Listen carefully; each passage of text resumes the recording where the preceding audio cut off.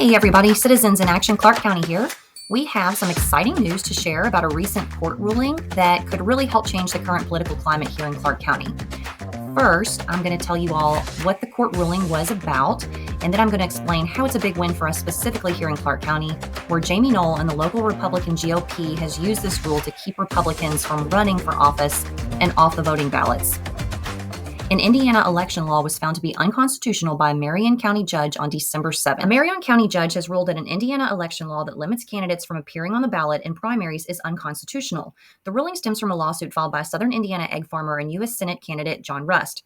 Rust had filed to get on the ballot but had not voted in the last two Republican primaries and was told by his Jackson County chairwoman she would not sign a letter that Rust was in good standing with the party, two elements required by law. Judge Patrick Dietrich, a Republican, held the law violated the federal and state constitutions on several grounds. He ruled the law violated the First and 14th Amendments, saying the state had no compelling interest in keeping Rust off the ballot. In addition to the U.S. Constitution, Dietrich ruled the law also violated the state constitution, saying it adds extra requirements to qualify for office which are not on the ballot. We call this the two primary rule. In order to run as a Democrat or Republican for any office, under this rule, you had to have voted for the party you're claiming to associate with in the last two primary elections. So if you want to run as a local Republican, you had to have voted Republican in the last two primaries. This rule is said to have effectively barred and excluded the candidacy of approximately 81% of Indiana citizens. Just a few examples of who this might exclude are young people who are eligible to vote, but because they've just turned 18, do not have a two primary voting record, or someone who just moved from out of state, or someone who has switched parties, or someone who just hasn't voted in primaries before. Maybe they just voted in general elections. If you do not have a history of voting for your party in the past two primaries, you have to get permission from your local party chair to run for office. Our local chair for the Republican Party is Jamie Knoll. Now, how is this a win for Clark County specifically? Anyone who's watched any recent news about Clark County, Indiana, knows that former Sheriff Jamie Knoll was arrested in November and is facing 15 felony counts for various crimes. One might wonder how he's gotten away with this behavior for so long without any accountability. Well, that's because not only was he sheriff, he's also the Republican chair of the Clark County GOP, and he has strategically placed people in various government positions to ensure that he remains in power. See our prior video called Who's Who. He's made it very difficult for those outside his establishment to participate in local politics, which therefore makes it very difficult for anyone to stand up to him and almost impossible for him to be removed. He actually stated during his campaign for sheriff that if elected, he would step down as the county GOP chair, but he did not follow through with that. And he's remained our GOP Republican chair to this day, even as he faces 15 felony counts for crimes against the people. One way that he's successfully done this is by abusing the two-party rule to pick and choose who he wants to be on the Republican primary ballot. This happened to me personally when I moved from out of state and tried to run for precinct committeemen, which takes me to precinct committeemen, or PCs. So what is a PC? These are the people that put the county party chairs in place, like Jamie Knoll, and other party leadership positions like the vice chair, treasurer, and secretary. You hardly ever hear very much about precinct committeemen, but they are absolutely the most important position of the local political parties. It's a 4-year term, and they have very specific duties: to elect county chairs of their party and other officers, and to elect replacements should there be a vacancy. They also have the power to remove a corrupt or incompetent chair, but our current PCs are probably not going to do that because they've been selected by Jamie Knoll. Our county needs a new group of PCs, and with this two primary rule being ruled unconstitutional, we have a unique opportunity to make that happen because 2024 is the year for the next PC elections, and in 2025, those elected PCs will reorganize the party. This rule does apply to Democratic Party also, and Citizens in Action Clark County is a bipartisan group. We have members of all political parties. And speaking to our Democrat members and other Democrats in our area, the two primary rule just really hasn't been used and abused to keep candidates off the Democrat ballots, to the best of our knowledge. So the reason we're focusing on Republicans for this particular video is because of the known local Republican abuse of this rule in our county and the need for change. So let's take a brief look at what our local GOP has been up to lately. Here's what several local GOP members have been doing, standing in support behind Jamie Knoll, their chair, in his orange jumpsuit on the day his 15 felony counts were read in court November 9th, 2023. There's his GOP buddies and New Chapel EMS business associates, Matt Owen and Heather Peters. So Floyd County is right next to Clark County. And in Floyd County, you can see here, Heather Peters is the chair of the Republican GOP.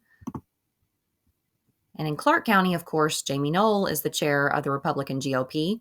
And then we've got Connie Sellers, vice chair, Matt Owen, treasurer, John L. Miller, secretary. Ms. Peters is the registered agent for both New Chapel EMS businesses, currently under investigation with the Indiana State Police in affiliation with Jamie Knoll. We didn't include her in our prior Who's Who video, but she certainly seems to be affiliated with others we've covered. Here's an interesting post we found on social media. It reads, as a registered agent for somebody charged with 15 felony counts so far, maybe you should recuse yourself and step down, because you have way too much of a conflict to be a neutral party in this. I have one question for you, though. Why is it necessary to take a Chase cash bag to dinner with friends, especially when those friends are associated with 15 felonies, especially when one of those friends had just had a raid done at their house and a lot of their belongings and money seized by the state police? It just seems strange to have somebody carry a bag of cash to a dinner date with somebody that just had cash money seized by the state police. Very interesting.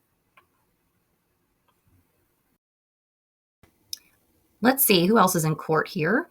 There's Mike Sodrell, former District 9 House of Representatives. And there's Lisa and Steve Gill, his sister and brother-in-law. Lisa is our City of Jeffersonville clerk, and Steve is our Clark County recorder. And then outside the courtroom, for public safety, got some footage of the Clark County Republican Women's Group, all there in support of Jamie Knoll. We're doing all kinds of stuff. Yeah, I see that. What are you doing? Melinda. I don't care. Melinda seems very proud to be Melinda, but who is she? She recently ran for Jeffersonville City Council and lost. Not only is she a member of the Republican Women's Group, she's great friends with Jamie Knoll and his wife, Misty Knoll, who heavily endorsed her during her campaign. Misty and Melinda work at LifeSpring together and recently won 2023 awards. Here she is with Misty, Jamie Knoll, Connie Sellers, Heather Peters there on the right, and the New Chapel EMS gang, including Matt Owen and John Miller. This is who the Republican GOP wanted you to vote for in November, which luckily you didn't fall for. Matt Owen and Melinda both lost. Scott Hawkins did win another term on the City of Jeff Council. Just remember, if these names pop up in the future on your ballot, they are absolutely part of the Jamie Knoll establishment here in Clark County. I will tell you firsthand that if you even question Jamie Knoll, you will not get into the local GOP. This is my email to Connie Sellers in August, a few days after Knoll's house and business were raided. Hi, Connie. I wanted to express my concerns with the many recent allegations against our GOP chair. Regardless of whether he will be officially charged with crimes against the people, I'm not confident he is the best leader for our Republican Party at this time. At the very least, there are multiple conflicts of interest in play if he remains the GOP chair. Is a meeting being called with the Precinct committeemen to discuss this? How can I become more involved? From what I understand, our local GOP rarely calls meetings, and there is not much for people like myself to get involved in. I would love for this to change. And on September 11th, Connie responds, thank you for your email and for reaching out to me. I'm sorry about the delayed response. At the present time, no changes are being considered for our local Republican Party leadership. There are numerous ways to become more involved with our local party. The Clark County Republican women have been very involved and worked hand in hand with the Republican leadership in setting up meet and greets and fundraisers for our local candidates. And it goes on about that. So I did attend a Republican women's group meeting, which you have to be invited to. And I did apply at that time for membership, which I was invited to fill out a little card. And when I checked that I was interested in membership, shortly after, on September 22nd, I got a response via text from President of the Clark County Republican Women's GOP, Fanny Broxson. And it says, good afternoon. Thank you for your interest in membership with the Clark County Republican Women. Unfortunately, you did not meet our membership requirements per the club bylaws. I have been unable to verify that you have voted for Republican candidates in at least 2 past elections. I'm sorry we have to take this stand at this time. I look forward to meeting you at any of our upcoming events supporting our Republican candidates. Sincerely, Fanny Broxson, President, CCRW. And I go on to say, thanks for getting back to me. I just moved here a couple years ago, so I can't add any voter history at this point. But I did work as an inspector election before last, and I'm signed up as clerk for November. It seems like that would count for something. What I'm referring to here is that I was already working with Republicans before this and was selected to work a long day at the polls on Election Day as a Republican in both 2021 and 2023. And let me tell you, that's a very long day. When you sign up to work the polls, you're there before polls open until after polls close, and you can't leave all day unless there's an emergency. But when I start to question Jamie Knoll after his house was raided, I no longer qualify to join the women's group. So that's just my personal story, and there are many, many more stories just like mine here in Clark County, unfortunately. The problem with this is the lack of one's ability to participate in a representative government, and those that hold power currently are going against their own party platform. The party platform states specifically it's a party for all. We embrace, encourage, and will work to ensure the opportunity for full participation of all our citizens in government, in the Republican Party, and in the pursuit of economic success. We expect civility and respect among fellow Republicans and all Hoosiers, celebrating that we are the party of inclusivity, not exclusivity. So, Republicans, we have a lot of work to do here in Clark County. Let's summarize with a quick recent timeline, and then we'll go over our call to action. Let's go through a quick timeline of the Clark County GOP recent activities, because we do like to show visuals. On August 17, 2023, Jamie Knoll's house and New Chapel EMS is raided. People associated with New Chapel EMS is Heather Peters, Matt Owen, Steve Gill, our county reporter, and Shannon Grant. On November 8, 2023, Jamie Knoll is arrested. Jamie Knoll is our former Clark County Sheriff, Chair of Clark County Republican GOP, and President of New Chapel EMS. That same day, his attorney, Larry Wilder, resigns as the Jeffersonville City Council attorney publicly. The next day, November 9, 2023, Knoll posts $75,000 bond from his attorney's trust, and seen in court is Steve Gill and Lisa Gill. Lisa Gill is our City of Jeffersonville clerk and also Jamie Knoll's sister. Steve Gill is her husband, and he is our Clark County recorder. Matt Owen, Heather Peters can be seen in court, Mike Sodrell, who we do not have pictured here, and several members of the Clark County Republican Women. On December 2nd, 2023, Knoll is invited to speak at the Clark County GOP Christmas party. So somebody in that group or multiple people in that group think that that's a fabulous idea to have him come as a guest speaker.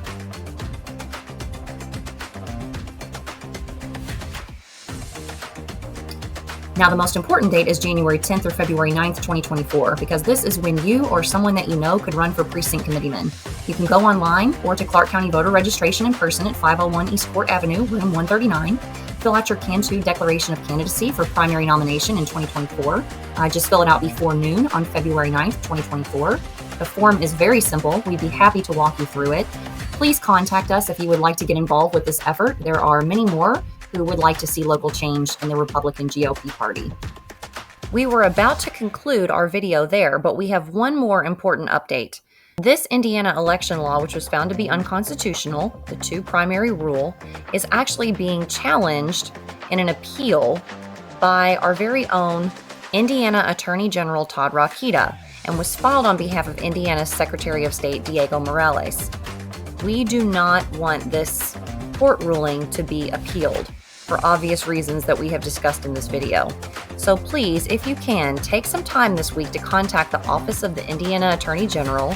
You can either call or email, but please contact them and let them know that we do not want the Rust versus Indiana court opinion to be appealed.